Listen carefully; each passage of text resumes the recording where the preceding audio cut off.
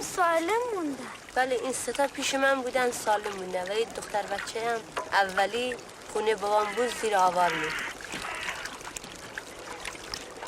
خوب دیگه خدا اینجوری میخواست. خدا که دوست نداره بنده هاشو بکشه. اگه نکشته بس کی کشته؟ زلزله کشه. مثل بچه من میخواست بره امسال کلاس اول. بالاخره خدا نکشه. زلزله مثل سگ هاره که بعضیاری که سر راش هست میگیره که پاره میکنه، بعضی که سر راش نیست نمیگیره، وقت نمیگیره. تازه اونی هم که مرده شانس آورده، چون تازه میرفتی کلاس اول از درس و مشق راحت شد. شما حتما اون داستان شنیدین، همونی که حضرت ابراهیم میخواست پسرشو بکشه ها.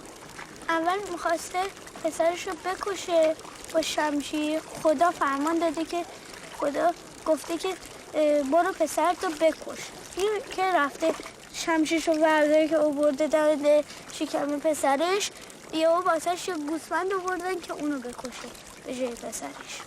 اون وقت میاد دختر همسایه شما رو بکشه که تازه زندگیشو شروع کرده.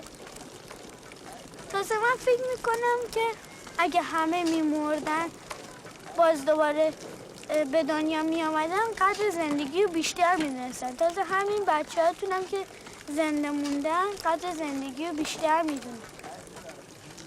این حرفا رو تو از کجا یاد گرفتی؟ نصفشو از تاریخ یاد گرفتم، نصفش آقای روحی گفته، نصفش هم خودم. بله کار میکنی؟ دارم صحبت میکنم.